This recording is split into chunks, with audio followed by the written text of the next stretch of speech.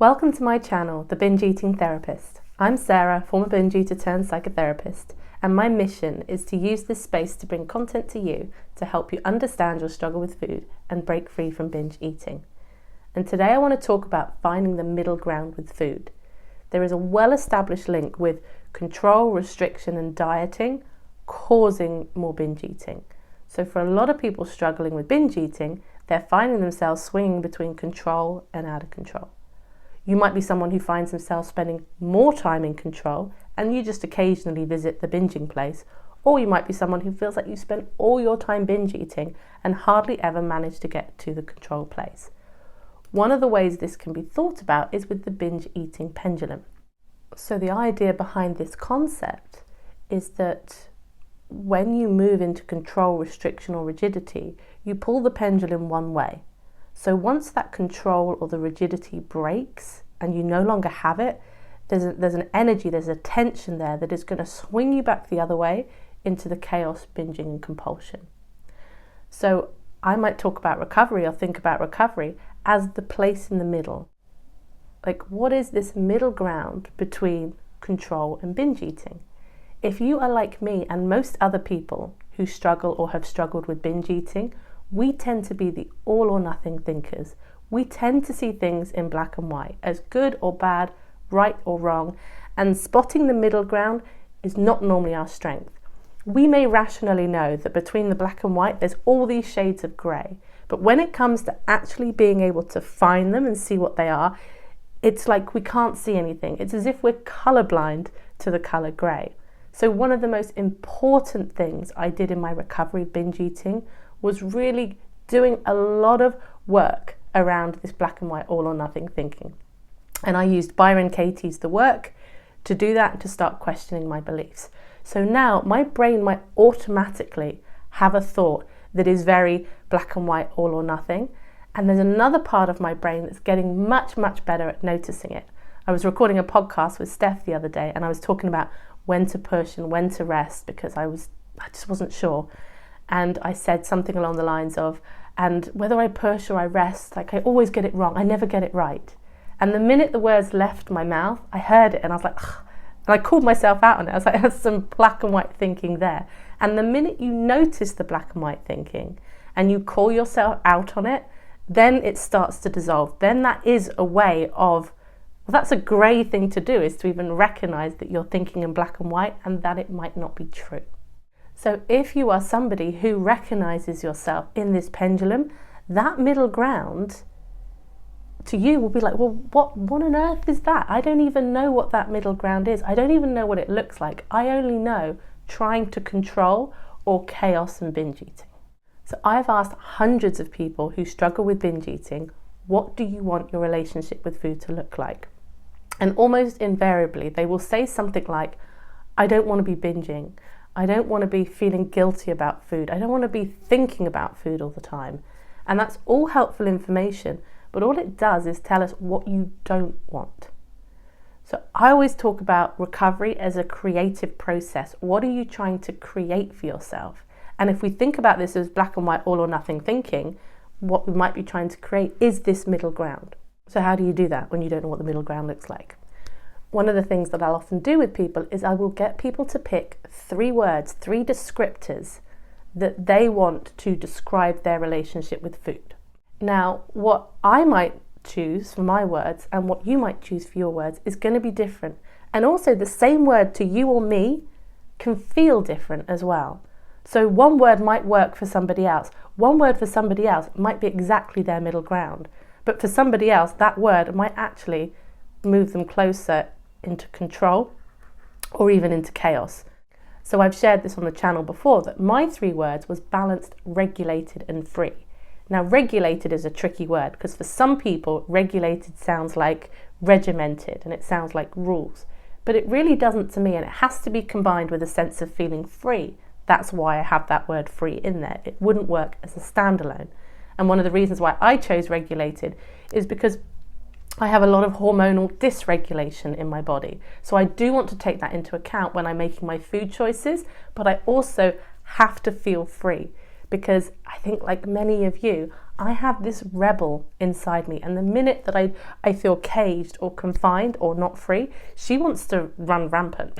And I think it's very natural, a natural drive to want to feel free and autonomous and able to make choices, which is why the control side of things can leave part of you feeling really confined, even if another part of you feels much safer when you're in the control place. Now, one of the reasons why permission is spoken about so much in binge eating recovery is because the idea behind it is that if you are in control and then you keep losing control and swinging into binge eating, if you just stop dieting and trying to control, you won't keep pulling the pendulum this way and you'll just balance in the middle here. This works really well for some people, but it doesn't work for everybody. Because some of us, this was definitely me, I was more over here. I very rarely visited over here. I was sitting over here in my binge eating, looking at control, restriction and rigidity and wishing that I could do it, but just not being able to. So because I spent all this time over here, the idea of having permission to stop this swing just didn't make sense to me. So what a lot of people who spend a lot of time in the chaos, binging and compulsion find is that when they give themselves permission, they don't nicely move here. They might end up somewhere like this. Now, the black and white all or nothing thinking doesn't like that, because that is still too close to here where they don't want to be, and it's not close enough to over here where you think you should be. Because ultimately, we've been fed this idea that control, restriction, discipline with food is good, and chaos and binge eating and compulsion with food is bad. Now, when you are in the binge eating and the chaos, that middle ground looks really appealing because at least it's not binge eating and chaos. But when you are over in control, that middle ground looks like it's nudging towards binge eating and chaos, and it's not what you want. So in order to recover, it's easy to say, I don't want to be binge eating anymore. It's much harder to say, actually, I'm going to stop idolizing this idea of control. I'm going to stop saying that this is somehow a superior way to be going through life. Because ultimately, that's what we've been taught. And I've certainly experienced it. I've had other people tell me they've experienced it too. But when you've managed to get yourself into a bit of a flow with control, don't you feel kind of superior? Don't you kind of feel like you're just smashing it out and look at everyone else out of control with food and look at you sticking to your rigid rules? We have to let go of that side too. If it's peace that we want, if it's freedom that we want, if it is superiority that we want, keep fighting for it, because the middle ground is never going to feel good enough. If your mind is so set on this idea that you have to get everything right and you have to be brilliant in order to be an okay person. And I don't mean that in a judgmental way. We are fed that, and it's reinforced in our environment. And some of you would have got that message from your parents and your caregivers, the most important people in your life. So this stuff goes deep. And the whole benefit of having these 3 words is they become like your anchor. Because when you're looking at this and you're going, I don't know what the middle ground looks like or feels like, when you choose these words, it's like you can come back to these words as your anchor. Am I embodying these words? Am I experiencing this? And these are words that people have chosen and shared with me that they have used. Some of them might be quite appealing to you, some of them not.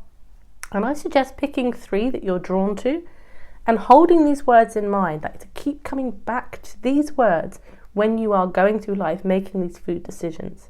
If one of your words is nourishing and enjoyable, you might be asking yourself, does this choice feel nourishing and enjoyable? Using these words as the foundation for what it is that you're trying to do and the place that you want to get to with food. Now, I know what you black and white thinkers are like. I know because I'm one of you. You'll hear this and you'll go like, okay, yes, the idea is to perfectly land in the middle and to perfectly embody these 3 words, right? But maybe for you, your middle is going to look a little bit more like this. Or maybe even a bit like that. But this idea that it's supposed to be this perfect middle place. And you know what, even if you're swinging like this, instead of swinging like this, can we recognize that that is a preferable place to be than this? And so I love to hear people's words. So if you do this exercise and you're choosing and playing with some words, pop them in the comments below. I'd like to keep collecting them, and so I can offer them to other people as well. Your word might be a really helpful word for somebody else as well. I know it's uncomfortable to strive for the middle ground. I get it. It feels like there's a sacrifice involved because you're sacrificing this image, this ideal image. But you're also breaking free of this chaos. And even if you manage to embody this ideal way of eating for a while and you feel great, your mind is going to try and tell you that because you're able to do it sometimes, that you should be able to do it all the time. But when you're over there in control, there's a tension, there's a pull back this way. And that's what that anxiety and the stress and the obsession is. It's the part of you that knows that if the control breaks, you might be swinging the other way for a bit as well. But rather than focusing on not wanting these two states, come back to your 3 words. Come back to building your house. Here in the middle. Feels pretty good here. Trust me. Anyway, thanks for watching. See you on the next video.